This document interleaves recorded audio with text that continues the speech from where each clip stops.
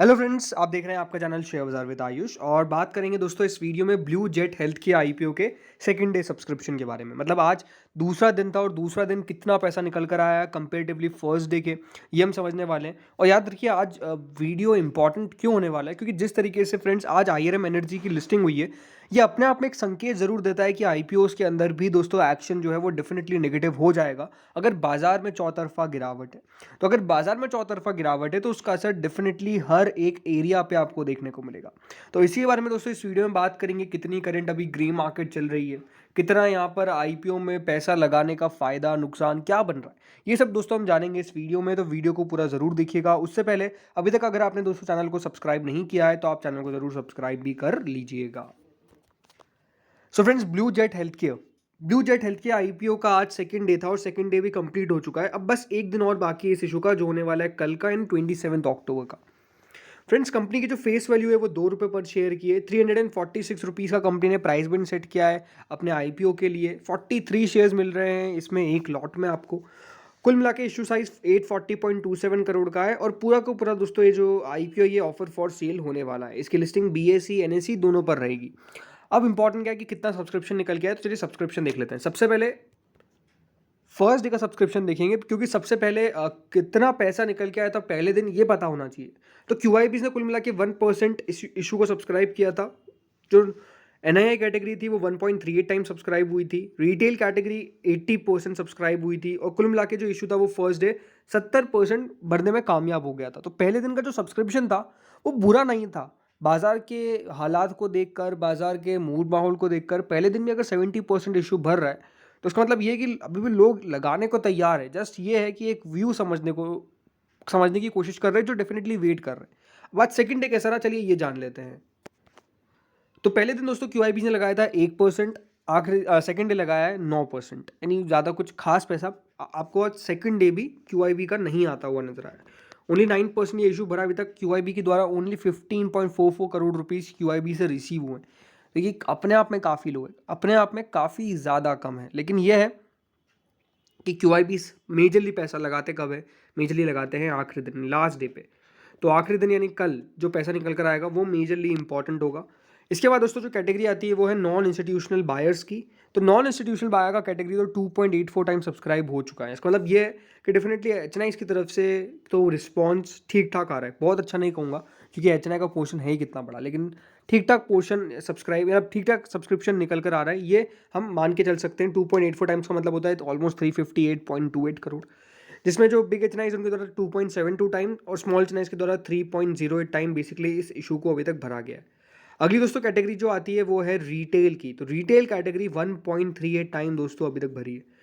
1.3 time मतलब retail category भी पूरी भर चुकी है। एप्लीकेशन वाइज जरूर थोड़ी बहुत कम हो सकती है, बट ऑलमोस्ट 404 करोड़ रुपए रिसीव हो चुके हैं रिटेल से।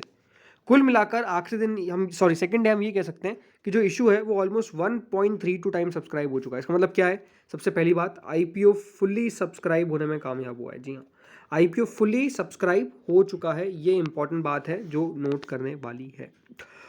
अब इंपॉर्टेंट क्वेश्चन जो निकल कर आता है, अब देखिए जो व्यू है ये मेरा खुद का पर्सनल है, कोई रिकमेंडेशन नहीं है, कोई आपको सलाह नहीं है कि आप मेरे कहने पर पैसा लगाएं। लेकिन अगर आप मुझसे पूछते या मेरा ओपिनियन जानते तो मैं आपको यही कहता कि इस इशू के अंदर उन लोगों को पैसा लगाना चाहिए जो वेरी हाई रिस्क इन्वेस्टर्स है। मतलब जो बहुत ज़्यादा रिस्क ले सकते हैं, बहुत ज़्यादा। मतलब ये भी है कि अगर नुकसान भी हो जाता है तो कोई चिंता नहीं है।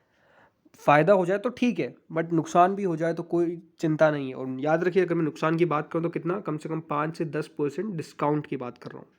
5 to 10% डिस्काउंट की लिस्टिंग के लिए भी आपको तैयार रहना चाहिए अगर आप इस आईपीओ के अंदर पैसा लगा रहे हैं। देखिए, कंपनी बुरी नहीं है, बट वैल्यूएशंस कंपनी ने सही नहीं रखे, ये अपने आप में एक मेजर प्रॉब्लम है। दूसरी बात होती क्या है ना, जब भी कोई ऑफर फॉर सेल निकल कर आता है तो हमेशा देखिए एक बात ध्यान रखिएगा, जो ऑफर फॉर सेल रहेगा वो कंपेरेटिवली ज़्यादा ही वैल्यूएशन में निकल कर आता है अगर कंपनी फ्रेश इशू के बारे में सोच रही है। फ्रेश इशू का मतलब होता है कंपनी को पैसों की ज़रूरत है। ऑफर फॉर सेल का मतलब है कि दोस्तों कंपनी के पास कैश तो है, बट कंपनी के प्रमोटर्स चाहते हैं कि उनको ये स्टॉक मार्केट में लिस्टिंग का फ़ायदा हो।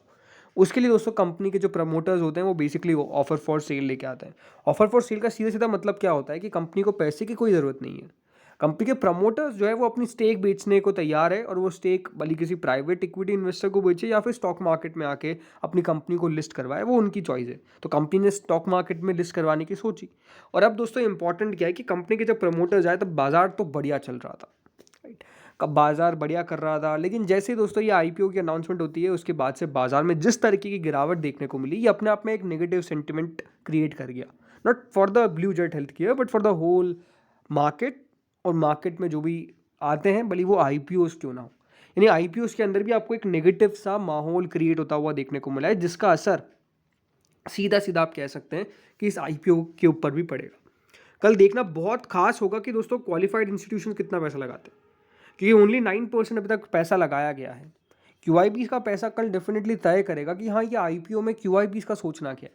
याद रखिए क्यूआईबीज वो निवेशक होते हैं जो फॉरेन इन्वेस्टर्स होते हैं, जो बड़े म्यूचुअल फंड्स होते हैं, उनके द्वारा पैसा लगाया जाता है। तो कल दोस्तों जब क्यूआईबी पैसा लगाएंगे तो बहुत इंटरेस्टिंग होगा देखना, इसमें कोई दोहराए नहीं है, राइट। बाकी यही है कि देखिए जिस तरीके से अभी हाल फिलहाल में बाजार ट्रेड कर रहा है वो बहुत पॉजिटिव तो नहीं है, बट अगर यहाँ से कल बाजार ने थोड़ी बहुत भी रिकवरी दिखा दी तो हो सकता है कि पैसा निकल कर आ जाए। लेकिन कितनी ग्रे मार्केट चल रही है इसकी, ये आप जान लीजिए। ग्रे मार्केट है इसकी पूरी 87.87% ऊपर, सॉरी 87 नहीं 0.87% ऊपर। तो ये है कि ग्रे मार्केट में आज समझ के चलिए कि कुछ है ही नहीं इसके अंदर, कुछ पैसा बेसिकली दिख ही नहीं रहा है इस आईपीओ के अंदर। तो वही है कि अगर आप इस आईपीओ के अंदर पैसा लगाने की सोच रहे हैं तो आपको पता होना चाहिए कि हाँ इसको मैं लंबी अवधि के लिए रखने को भी तैयार हूँ, और अगर लिस्टिंग इन हो गया तो ठीक है, नहीं होगा इसकी ज़्यादा पॉसिबिलिटी मान के चलिएगा, क्योंकि जो ग्रे मार्केट भी दिखा रही है डिफरेंट डिफरेंट देखिए ग्रे मार्केट की वेबसाइट्स होती है, ठीक है। इस जो वेबसाइट पे मैं देख रहा हूँ वहाँ पर तो ओनली 3 रुपये दिखा रहा है।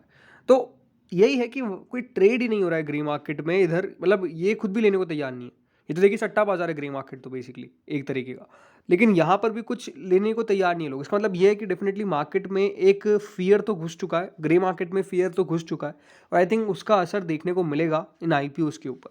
आज जो नेगेटिव लिस्टिंग हुई है इसने देखिए और काम खराब किया है, तो आई थिंक वो बात है जो आपको अपने दिमाग में लेकर चलनी है। तो अगर आप पैसा लगा रहे हैं तो उस बात का खास तौर पर ध्यान रखें, ये सबसे इंपॉर्टेंट होने वाला है, राइट। तो अगर आप दोस्तों इस आईपीओ के अंदर पैसा लगा रहे हैं तो बिल्कुल कमेंट सेक्शन में बताइएगा, बिकॉज अगर आप पैसा लगा रहे हैं तो क्या ओपिनियन है आपका, ये भी मुझे कमेंट सेक्शन में आज जरूर बताइएगा, ताकि आप मुझे पता चले कि आप किस बेसिस पे पैसा लगाने को तैयार है। कंपनी जैसे मैंने कहा पहले भी बुरी नहीं है, लेकिन वैल्यूएशंस की बात है जो थोड़ी सी मैटर करती है। वैल्यूएशंस अगर सही नहीं होंगे तो देखिए पैसा नहीं आएगा, वैल्यूएशन सही होंगे तो पैसा आ जाएगा, फिर कोई खास प्रॉब्लम नहीं होने वाली है। बट जैसा मैंने कहा ऑफर फॉर सेल जब भी आता है तो वो कंपेरेटिवली थोड़ा सा महंगा ही होता है, उसकी वैल्यूएशन थोड़ी सी प्रीमियम पर ही होती है, क्योंकि कंपनी के प्रमोटर्स को अपना माल सबसे ऊपर दाम पे बेचना है, कोई भी हो, राइट। फॉर एग्जांपल प्रॉपर्टी का होता है कि अगर आपके पास कोई प्रॉपर्टी है तो आप बेचने जाएंगे तो उसको सबसे ऊंचे दाम पर बेचने जाएंगे ना, कोई नीचे दाम पे तो नहीं ना।